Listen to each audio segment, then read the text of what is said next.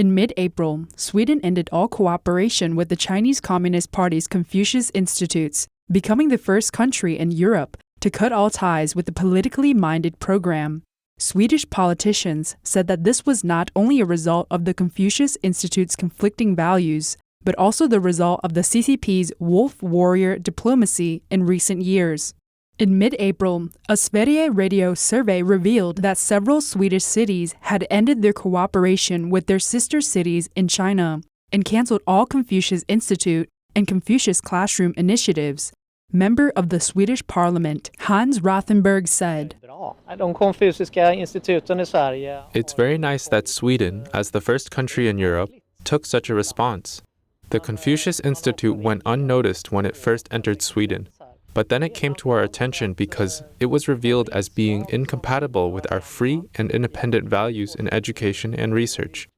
They're imposing their own values on others, and that's not something we can tolerate in this free and open country. It is especially intolerable to a free and open education system." Former Vice President of PACE, the Council of Europe, Göran Lindblad said, "The Confucius Institute resembles an old tradition, a bad tradition from Mussolini's fascist regime in Italy, establishing institutes for language all over. And they were centrals for spying and for influence.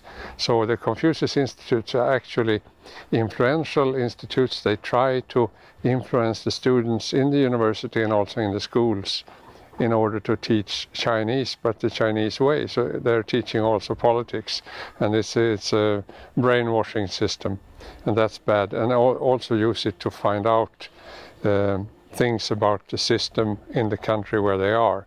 In recent years, the wolf warrior diplomacy used by the Chinese ambassador to Sweden has caused widespread resentment among Swedes, and the deadlock between the two countries has only intensified. Professor of Department of Economy and Society at the University of Gothenburg, Lars Nordström said, The CCP ambassador has very little credibility in Sweden because he is very tough on some issues, for example, on issues regarding writers' publications and arrests of dissidents, regardless of the fact that he is a Swedish citizen.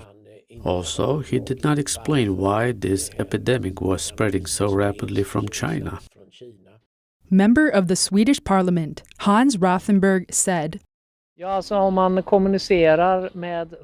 "The Chinese ambassador did not help form a good atmosphere in the relationship between the two countries at all, as he communicated through threats and accusations. This made it very difficult for the two parties to get along. In recent years, we have all seen the CCP ambassador's words have become increasingly malicious. This has very unfortunately led to the worsening of relations between Sweden and China."